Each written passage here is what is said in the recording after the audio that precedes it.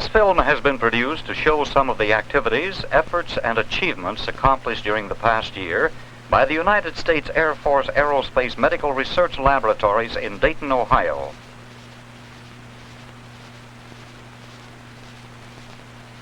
Prior to actual ejection from a high-performance jet aircraft, the stability of the seat must be determined. The seat is loaded aboard a cargo aircraft from which it will be dropped, occupied by a parachutist who had participated in its design.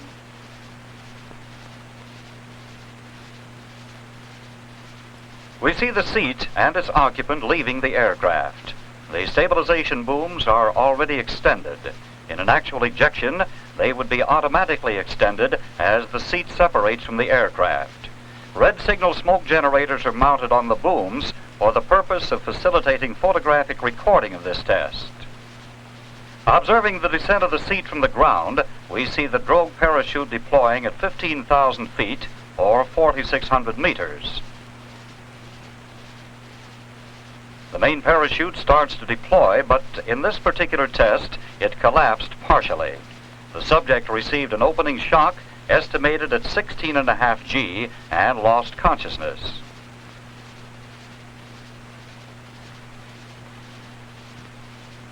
Fortunately, his reserve parachute was opened by the preset aneroid timer and separated him, still unconscious, from the seat. He regained consciousness a short time before landing and can be seen to be none the worse for his experience. Here we see the successful result of the preceding stability test and many others like it.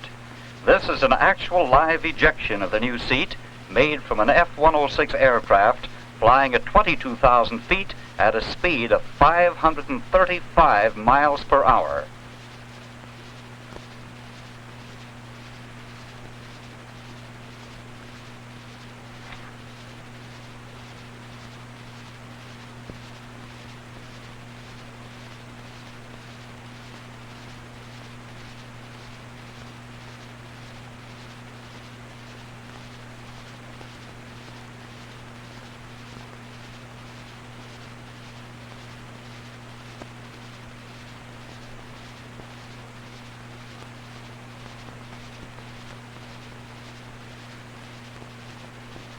In this sequence are shown experiments of simulated weightlessness, or zero-G.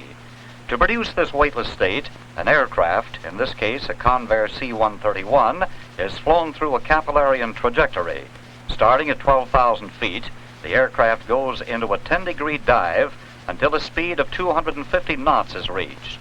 After a pull-up at 2.5 G, a 35-degree climb results in 15 seconds at 0 G. The maneuver ends with a 35-degree dive and pull-out at 10,500 feet. In these experiments, you can see the disorientation resulting when an animal is suddenly placed in a weightless state. Cats, when dropped under normal conditions, will invariably rotate their bodies longitudinally in midair and land on their feet. This automatic reflex action is almost completely lost under weightlessness.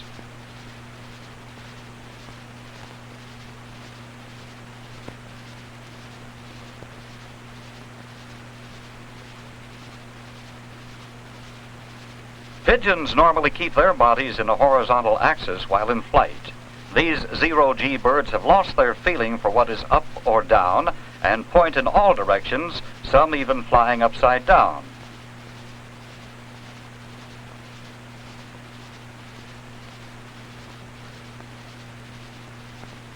Muscular efforts required for functioning in the normal gravitational field of the Earth will be greatly reduced in prolonged periods of reduced or zero gravity as encountered in orbiting or space vehicles.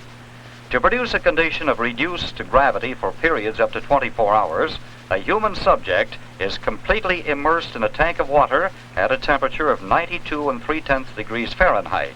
A helmet modified to permit intake of liquid food is worn. The subject attaches himself to the bottom of the tank to prevent his rising to the surface.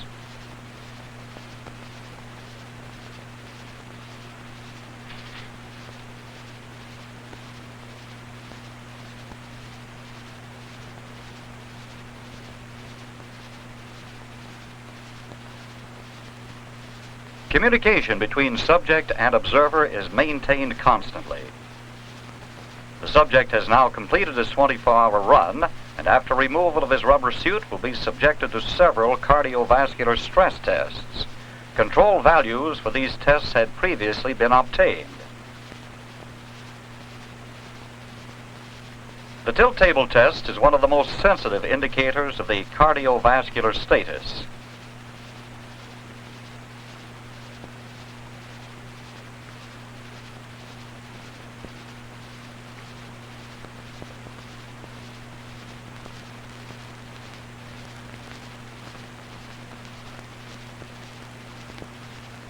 ECG electrodes are applied and blood pressures are recorded throughout this study.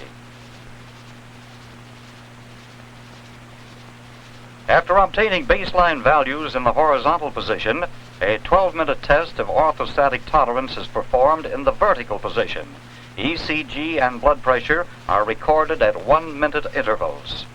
At the 10th minute, the subject experienced syncope. His pulse rate is 184, blood pressure 98/96. Recovery is immediate upon tilting to the horizontal position. Next, the subject undergoes accelerative stress studies. Cardiovascular function studies are combined with psychomotor performance tasks to estimate arm strength and coordination under dynamic conditions. Heart rate is monitored.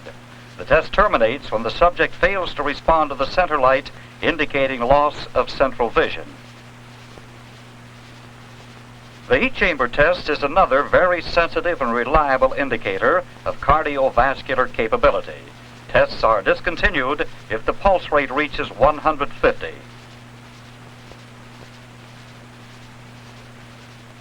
In this test, the pulse rate rose to 135 after only 5 minutes.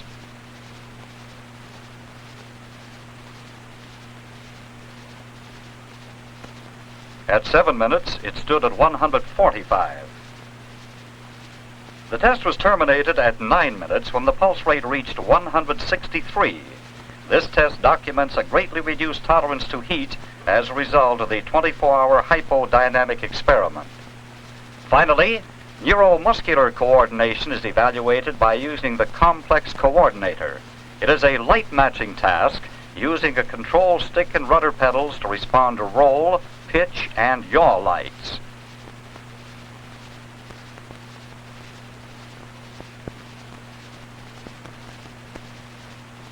The final score is an average of successful adjustments made during 10 successive 2-minute runs. In this test, no significant impairment of performance was observed as a result of the 24-hour immersion.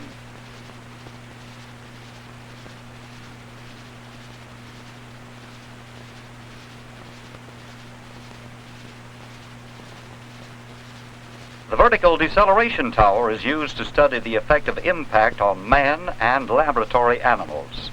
The platform, which is being raised by a hoist, has a free fall distance of up to 30 feet and peak accelerations up to 75 G can be produced.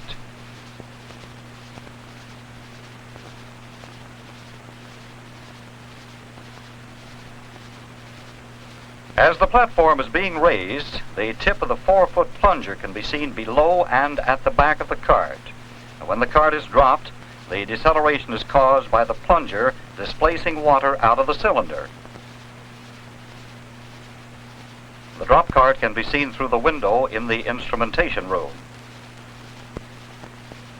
Now, when the subject is ready to be dropped, the project engineer presses the release button and the cart drops.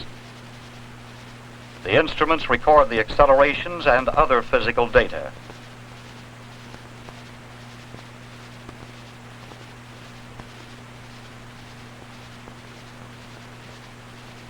To determine basic criteria to provide optimum protection against the abrupt acceleration of landing impact, the inclined test facility is used. The test vehicle being dropped duplicates the impact attenuation system and body restraint support system in the Project Mercury capsule. This apparatus consists of a simulated heat shield, a body support and restraint frame, and columns of crushable aluminum honeycomb to attenuate the impact.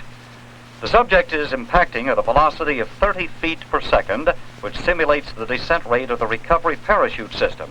The subject and the test vehicle are instrumented to measure both the acceleration input and the response of the subject at the head and sternum. The subject is restrained by a modified lap belt shoulder harness, a forehead and chin harness, and leg retention straps. The subject is supported by a fully contoured rigid body support, which provides a 12-degree inclination of the head to torso axis. These high-speed movies, 1,000 frames per second, illustrate the relative good body restraint and support provided within this system. This subject is experiencing a short duration acceleration of 49 G.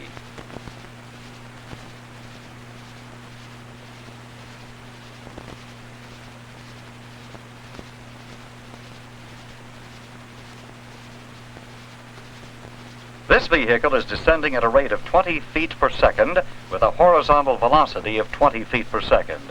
The experiments were conducted within the past year as a part of a research program to study the landing impact problems associated with the B-58 emergency escape capsule. They serve to illustrate the scope of the landing impact problem and the capability of the inclined test facility.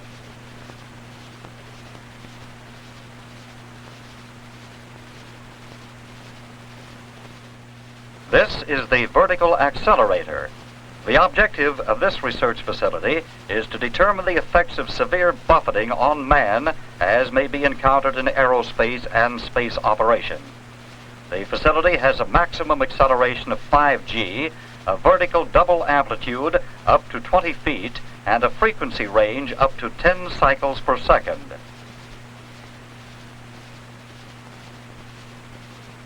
A performance test is being conducted by the subject being vibrated. Random movements are being programmed into the equilibrium chair, and the subject must correct these movements to maintain a zero position.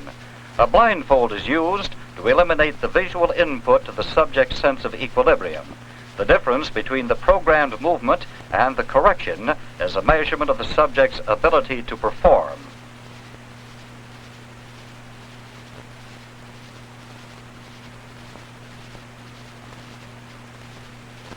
A net seat, which was developed at Wright-Patterson Air Force Base, is being evaluated.